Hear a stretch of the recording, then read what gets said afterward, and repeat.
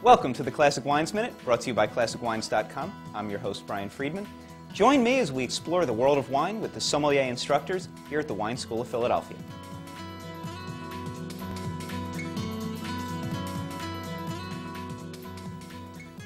I'm here with Frank Ciparone, a sommelier instructor at the Wine School of Philadelphia.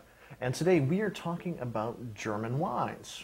You know, Keith, when people say to me German wine, and even friends of mine whom I consider aficionados. Like yourself. Thank you.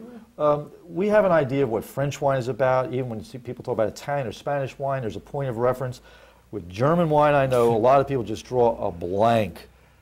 And I think one of the reasons for that is the labeling on a German wine bottle. There's just so much information here. Could you help me decipher some of this? Yeah, there is so much here. You can get into, well, there's the producer, and then there's the larger region, just like there is anywhere else in the world.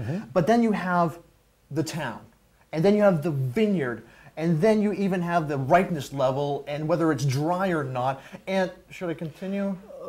Do you have to? That's probably enough for today. Yeah, I think so. That's an indication of how much information we're talking about. But it does give you an idea about how much information is there, and you know, I think deciphering it does become a problem at some point.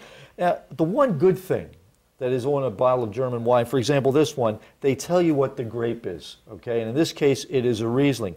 But even with that, there are other indications on here about different styles, and I think that also is something that people have difficulty with. Could you explain more about that, please? Well, this is actually a great tip, because if all you know is the grape and then this other term behind it, it tells you when it was picked. So you have a general idea of what style of wine this is.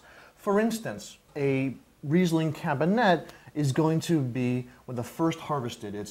So it's going to have less sugar, so it's going to be fairly dry and great acidity. Then you have a Spätlese, and a Spätlese is harvested just a little bit later, and so the sugar content is a little higher, so you can have either higher alcohol wine or a sweeter wine. Okay. And then Auslese, and those are picked much later, and these are going to have much more sugar in the grapes, so you end up with this wine that's either very high in alcohol or sweet. And these are the three table wines. There are other ones. There's Trockenbeeren, Auslese, and Eiswein, but we don't need to get into those. Those are more dessert-style wines, those are dessert wines. Yeah, well, we have a Riesling in the glass here, Keith. What is this? Well, this is a Spätlese. This is a Riesling Spätlese, but it is dry. It's a Trocken. So it is wonderful. It's that interplay of mineral and acidity.